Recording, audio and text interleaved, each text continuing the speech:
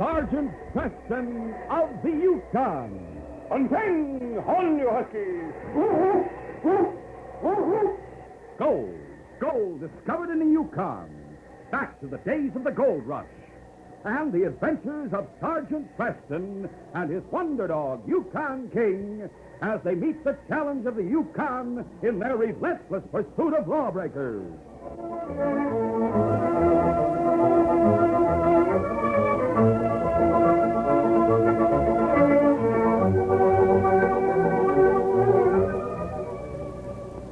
The Quaker Oats Company, makers of Quaker Pup Wheat and Quaker Pup Rice, the delicious cereals shot from guns, and the Mutual Broadcasting System presents by special recording Sergeant Preston of the Yukon.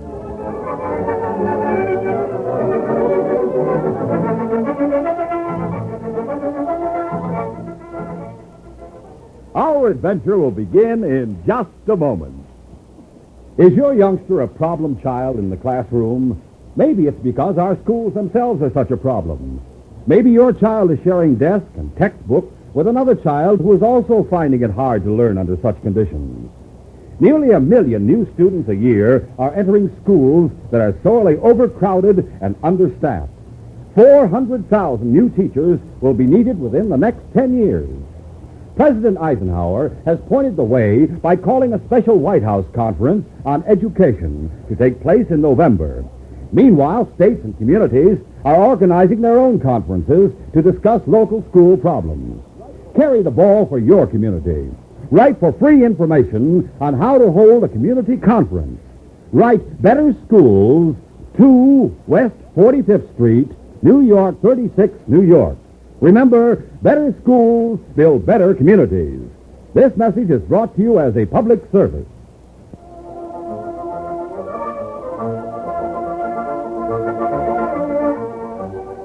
Sergeant Preston knew there was a trading post somewhere in the forest, but he wasn't sure of its exact location. So he let King choose the trails they should follow. From his experience on many such patrols, the great dog knew his master wished to stop at every place where men were living. So he led the team straight to the post.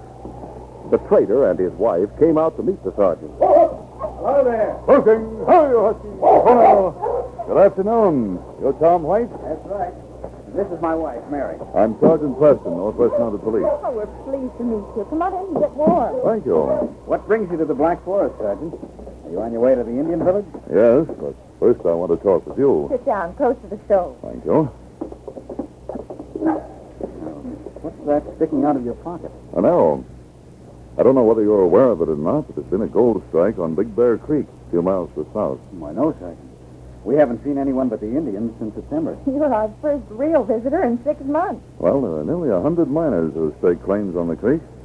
This arrow was found sticking in the door of one of their cabins this morning, and a piece of paper was tied to the shaft. Oh, what's the printing on? Just one word. Go. Chief Wanook speaks English and can write a little, Sergeant. Well, undoubtedly he's responsible. I'd like a little information about his tribe. How long have you been here? About 1.5 years now. Had any trouble with the Indians? Well, no, not what you'd call trouble. You can't say they're friendly, Tom. No, but when they found out I wasn't going to hunt or trap in the forest, that all I wanted to do was trade for their pelts, they didn't make any difficulty about our staying. We've had no trouble. But you might have if you'd wanted to trap. Yes, indeed. This is their forest. They'll not stand for any outsiders moving in. So they've warned the miners to leave. Might be better if they did. Well, I'll have a talk with the chief. If I can make him understand that these miners are only interested in gold, it may be all right. Oh, dear, the baby's awake. Excuse me, Sergeant. Oh, of course. Sergeant, will you stay for supper? Well, I'd like to, Tom, but I want to reach the Indian village before dark. This is far, only about 5 miles due west. It's getting dark already. I'll take advantage of your invitation some other time. At the Indian village, the sergeant found the chief proud, hostile, and unwilling to admit the right of anyone to invade the forest. But the sergeant finally persuaded him that since Bear Creek was at the southern edge of the forest, and that the miners' only interest was in gold, they wouldn't interfere in any way with the Indians' trapping and hunting. He left the village with the chief's promise to keep the peace, and returned to the creek where he called a meeting of the miners. Well, quiet down, men. Listen to the sergeant. Men, I've had a talk with Chief Wanook. I have his word that the Indians will leave you alone. But in return, I had to make a promise for you. I expect you to keep it. What sort of promise, Sergeant? Simply that you'll stay out of the forest. Why, sure, we'll agree to that. I mean completely. There's another stand of timber about 5 miles to the south, and there's plenty of game there. You may hunt there as much as you care to. Just keep out of the Black Forest. That understood? You bet. Good. Then you'll not have any trouble with Chief Hornet. I hope you'll all become millionaires. The sergeant left the camp to continue his patrol, and the miners went back to work. There was no interference with their routine until one night, nearly a month later, a big black-bearded French-Canadian stopped his team in front of Matt Brady's cabin. Oh! Oh! Oh!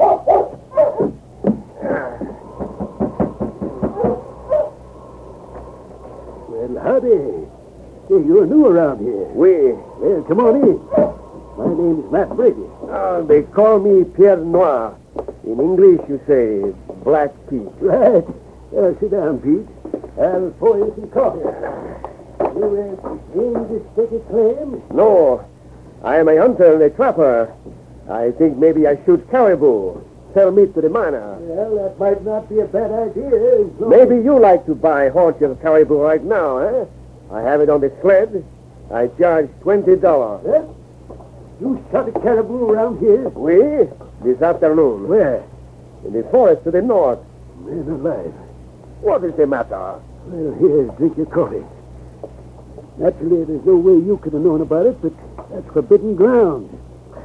What you've done could start an Indian uprising. This might end up with all of us getting scalped. Why should you be afraid of a few no-good Indians? There are more than a few. And it isn't a question of being afraid. The government recognizes that forest as Indian hunting ground. We're only obeying the law when we stay out of it. Me, I hunt where I please. Listen. The tribe in that forest has had little contact with white men. And they don't make any distinctions between us. We'll be blamed for what you do. Now, if you want to hunt to the south, then we'll buy you meat. All right. I hunt to the south. Okay. I only hope you weren't seen this afternoon. No one saw me. Did you skin the caribou where you shot it? And the skin is on my sled. What is left behind, the wolf will soon clean up. You do not have to worry. You buy a hunch? Well, I suppose you might as well. There's a shed out in back. You can hang the meat in there. I'll weigh out the dust. That is good. Matt, maybe you would let me spend the night here. Well, if you want to roll up on the floor. That will be fine. You are a good friend. We are very good friends. Pete wasn't a hunter or a trapper. He was a thief. And that night, after he'd stretched out on the floor near the stove, he only pretended to go to sleep. Matt's bag of gold dust had been put back on a shelf at the foot of the miner's cot, and Pete meant to steal it. He waited until Matt began to snore a little. Then he threw aside his blanket and tiptoed across the room to the shelf. He reached for the bag. His hands were on it when one of the floorboards creaked beneath his weight. What? Matt woke up. There was enough light from the stove for him to see what Pete was doing, and he whipped out a gun from beneath his mattress. All right. That's where you belong, Pete. I only wanted to heft the bag to see how much was in it. Get away from there. But you do not think I meant to take it? That's just what I think. And we'll have a miners' meeting in the morning and see if the rest of the men agree with me. Matt called in his two nearest neighbors, Jonathan Moore and Harry Lang. Pete was bound hand and foot. And the following morning, a miners' meeting was held in front of Matt's cabin. Matt told his story. He's guilty, all right. You want to stand guard on him till the sergeant returns from his patrol, Matt? No, and I don't want to go all the way to Dawson to press charges against him. The main reason I called this meeting was so you could all have a look at him. Now that you have, I say run him out of camp. I'll cut his rope. Should we give him back his rifle? Yeah, he doesn't have much in the way of food on his sled. He'll need the rifle to hunt. But not in the Black Forest, mister.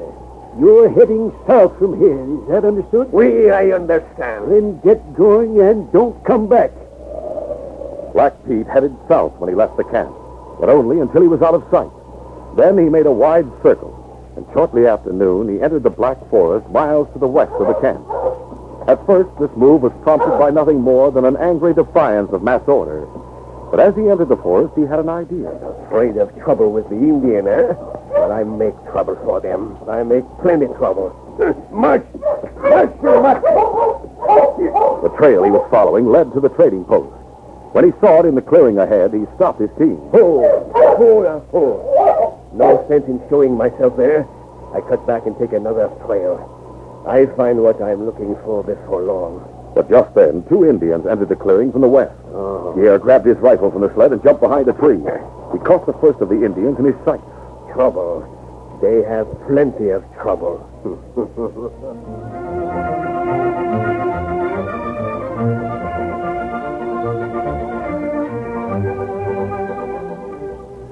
We'll continue our adventure in just a moment.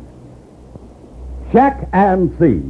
See if your whole family, the youngsters, Dad and Mom, don't prefer delicious Quaker Puffed rice and Quaker Puffed wheat for breakfast. Check and see how much you like the sunny natural flavor of the good, wholesome grain. The sunny natural flavor that old Mother Nature puts into it. These premium grains are never factory sweetened. Sugar is never added to them.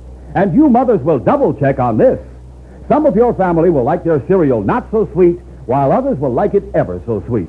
Now, here's the beauty of Quaker Puffed rice and Quaker Puffed wheat. The whole family can sweeten them with sugar or use no sugar at all, just as they prefer. You bet. That's the way to enjoy the sunny, natural flavor of the one shot from guns. Remember, Mom, to check and double check on the way everybody in the family goes for delicious, crisp, fresh Quaker Puffed wheat and Quaker Puffed rice.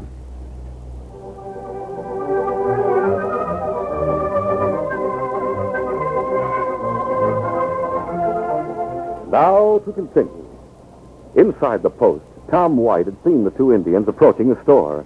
But as he turned to open the door, he heard 2 shots.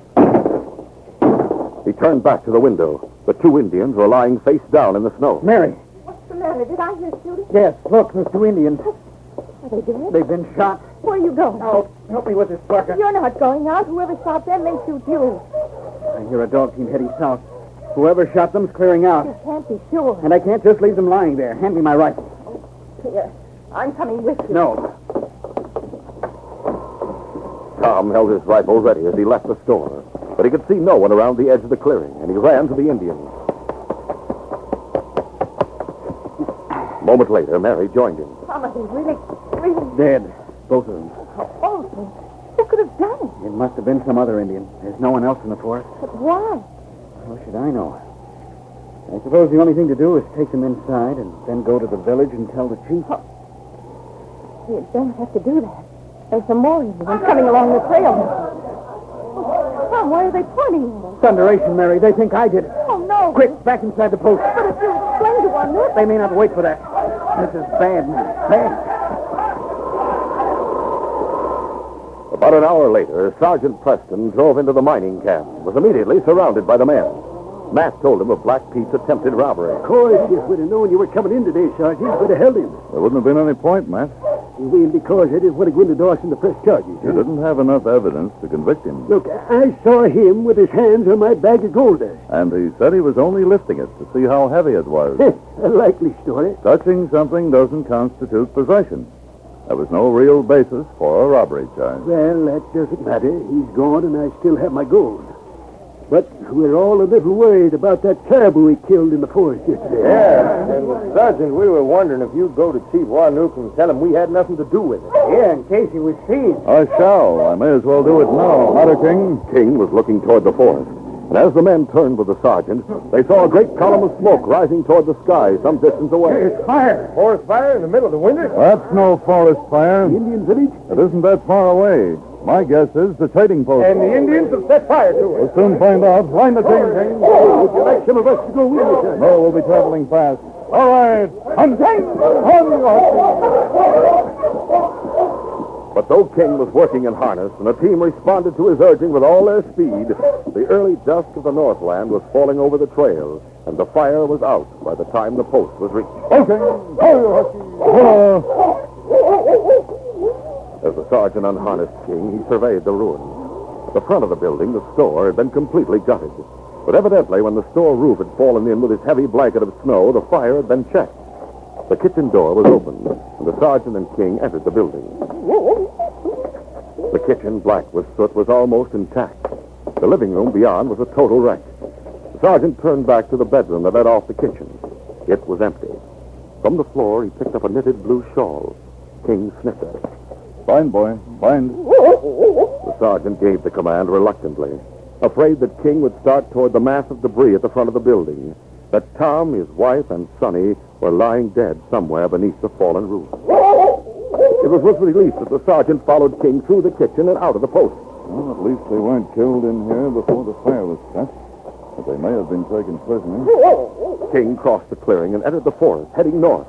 A freshly broken trail, packed hard, wound through the trees. North. This is away from the Indian village. I'm beginning to get the idea now, King. Somehow, Tom and his wife and baby escaped from the post. They took this trail, and the Indians followed them. Keep going, boy. An hour later, it was full night, as the northern lights began to sweep across the sky. There was no difficulty in following the trail. King never slackened his pace, even when he began to growl low in his throat. The sergeant noticed footprints leading off from the trail to the right and the left, until finally it was no longer hard-packed and clearly marked. There were only two sets of footprints leading on. The sergeant drew his gun. Indians all around us, boy? Never mind. Keep on. The trees began to thin out, and soon they found themselves in the open at the foot of a rocky hill that rose like an island in a sea of pines. Halfway up the slope, there was the opening of a cave, and the footprints in the snow led directly toward it. They must be safe, King. Tom White challenged them as they neared the entrance of the cave. Don't move another step or I'll shoot. Tom, it's Sergeant Preston. Come in, Sergeant. Glad to find you safe. How's the baby? How safe? Indians all around us. No wonder you weren't shot as you came up the hill. Monuk knows I represent the law. But why have they burned the post? Why are they after you? They think I killed two of the tribe. Why? 2 Indians were shot as they were crossing the clearing in front of the post.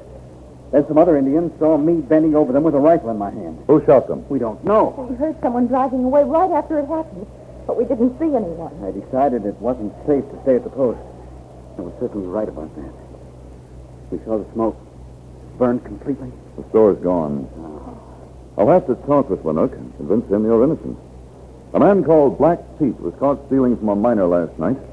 He has a rifle, and he'd like nothing better than to cause trouble between the miners and the Indians. But to kill 2 men in cold blood simply to make trouble. From what I've heard of him, he doesn't think of the Indians as human beings. Tell me, you heard someone driving away right after the shots were fired? South from the post, Sergeant. King may be able to follow the trail. First, we'll have a talk with Monuk. The sergeant stepped into the open and raised both his hands high above his head. Chief Monuk, I wish to talk with you. The sergeant stood motionless, hands still above his head, waiting. Minutes passed in utter silence. But then a voice called out from the cover of the trees at the foot of the hill. One up here. One up with Buster, Sergeant. The chief showed himself and walked slowly up the hill. When he was less than 50 feet away from the sergeant, at least 100 Indians poured over the top of the hill behind the sergeant and surrounded him completely. All of them were armed with shotguns, spears, and long knives. Tell your men to put down their weapons, Monuk. You're my prisoner. Trader, woman, papoose prisoner. You believe the trader shot 2 of your braves. That right. That isn't true. The braves were shot by a man named Black Pete. Black Pete. Pierre Noir? You know him? Him kill Warnook's son 2 years back. Well, then, But Warnook think you play trick. Make up story. Black Pete him afraid come back here. Him plenty afraid. he has come back, and I mean to capture him. No, you make up story. You find out about Warnook's son, you say you capture Black Pete. But all you do is take trader away. You go. Me take trader, woman, papoose to village. No. You come to village with Black Pete by morning, trader live. If you not come, him die. I'll do my best to find Black Pete. But under no condition must you harm the trader. If you do, you'll be guilty of murder yourself. Warnook has spoken. I'm out. Sergeant, Mary and I have been talking it over. Why don't you agree to his proposition? And let him hold you hostage? All 3 of us are prisoners now. This way, they'll at least let you go. And if you can catch Black Pete before morning, everything will be fine. But if I don't find him... It's worth a chance. They may kill us all right now if you don't take it. Well, I'll go. But I promise you that whether I find Pete or not, I'll be at the village before morning. And Warnook will have to kill me before he touches you or your wife or the baby. Warnook! Me come. Warnock, that's a bargain. I have your word that no harm will come to the trader before morning. Warnock promised. And you have my promise, Tom. Let's go, King.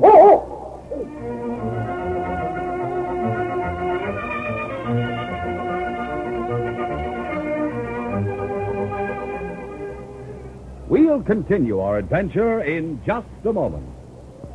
Watch the premiere of Sergeant Preston of the Yukon on television Thursday. Thursday is the big night, the premiere of the adventure series you've loved on radio, starring Sergeant Preston, his big black horse Rex, and his wonder dog Yukon King. They're brand new stories, packed with adventure, mystery, romance, bravery, everything the whole family likes.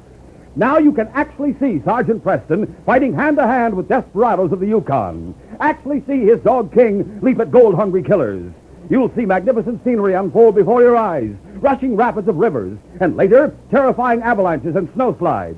It's something new and different in television. Brought to you on a coast-to-coast network by all the Quaker cereals. Quaker Puffed Wheat and Rice, Quaker Oats and Mother's Oats, Muffet Shredded Wheat, and Quaker Paco 10. Remember, it's every Thursday evening, starting this week, the exciting premiere of Sergeant Preston of the Yukon on television.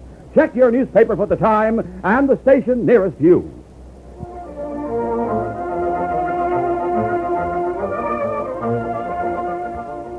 Now to continue.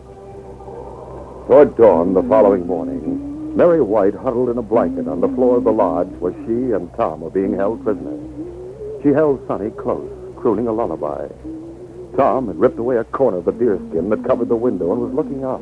I've always complained about the length of the nights up here in winter. This one seemed mighty short. Is it getting light? It will be soon. What's going on out there? They're lighting a fire in front of the chief's lodge. Oh, don't worry, Tom. The sergeant will be here. He gave you his promise. But if he comes alone, what good will that Now what are they doing? do? I don't know. They're all running back and forth. There must be some reason for all that shouting. They're getting their weapons. Is anyone coming? The sergeant? It's dark to see beyond the village. Oh, wait a minute. The fire's springing up now. Yes, there's the sergeant. Alone? Alone. There are at least 50 men with him. The miners. But no sign of Black Pete. Yes, a big black-bearded man walking in front of the sergeant wearing handcuffs. He's done it, Mary. He's done it. Thank heaven. Sergeant, keep word. You come with me now. Oh, yes, yes. Thank heaven. The sergeant, with his prisoner and with all the miners standing in a solid rank behind him, had stopped in front of the chief's lodge. Now, as Warnock advanced toward him, Black Pete sank to his knees. Sergeant, you cannot do this thing. Why should you be afraid of Warnock? You deny killing his son. You deny killing those 2 Indians at the post. You cannot leave me here with them. They will torture me. They will burn me alive. Why? All right. I confess to you. If you only take me away, give me trial in Dawson. Confess what? I shot the chief's son 2 years ago. I shot those Indians yesterday. I wanted to make trouble between the Indian and the miner. I thought Warnock and his men would attack them, massacre them. That's why we found you hiding so close to the camp, waiting for a massacre, waiting to steal gold from dead men. Oui, that is what I plan to do. I have a craziness in the head, Sergeant. It is right for you to arrest me, to put me in jail, but please do not leave me here. I never had any intention of leaving you here. What's that? No, Warnock. He's been placed under arrest in the name of the Crown. He'll be taken to Dawson and tried for murder. You must come with me and testify against him. There's no doubt he'll be found guilty and he'll be sentenced to hang. Only the law can execute a man. Maybe it's better that way. It's the only way. Now, Warnock, you may have been wondering why I brought all the miners with me. Little while, me afraid you'll make fight. You saw our raised hands. I brought them because they want to be friends. They want to smoke a peace pipe with you, and you should know that they helped me capture Black Pete. That's good. Me calling for fight. The next, the name, Muta. Sergeant, how can we ever thank you? Mrs. White, the men from the creek want to thank you. Yes, that's right. This is Matt Brady. How do you do? How do you do? Well, you see, it's this way, Mrs. White and Tom.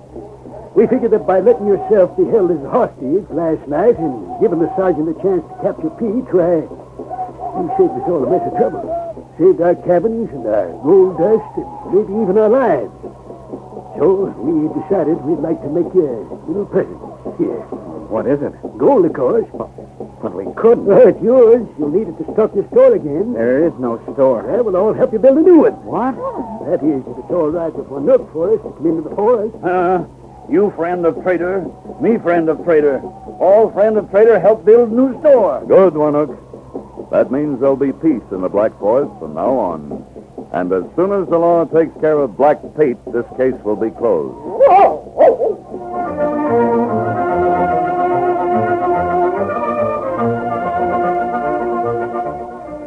Sergeant Preston will return in just a moment with a word about our next exciting adventure. Here's a Mutual note for you. Mutual is a network that has programs you can enjoy throughout the week. If you like question and answer fun, then you'll find there are all sorts of quiz programs you can listen to on Mutual. You can try and outguess the contestants and see if you know the right answer before they do. Even if you don't know, it's loads of fun listening to others. And you can learn a lot at the same time, too. And some of you boys and girls probably have favorite songs and favorite singers that you like to listen to. When you tune into Mutual, you'll hear many of the stars you like best, singing and playing the kind of music you enjoy most. Don't forget, too, there are programs of outdoor adventure and others of barn dance music and jamboree. There's plenty of good listening waiting for you on your Mutual dial. Tune in every weekday afternoon for Mutual's famous programs, especially designed for adventure lovers. And remember to listen other times as well for different kinds of programs you like over most of these stations.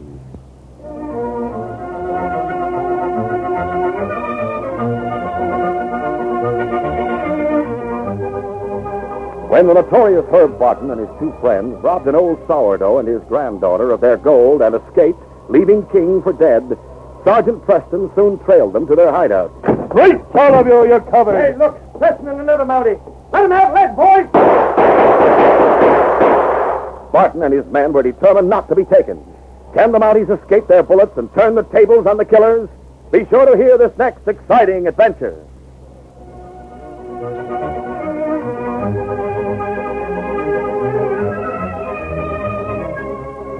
These Sergeant Preston of the Yukon Adventures are brought to you every Monday through Friday at this time by the Quaker Oats Company, makers of Quaker Puff Wheat and Quaker Puff Rice, the delicious cereals shot from guns. By special recording in cooperation with the Mutual Broadcasting System. They are a copyrighted feature of Sergeant Preston of the Yukon Incorporated. Created by George W. Trendle, produced by Trendle Campbell Muir Incorporated, and directed by Fred Flowerday. The part of Sergeant Preston is played by Paul Sutton.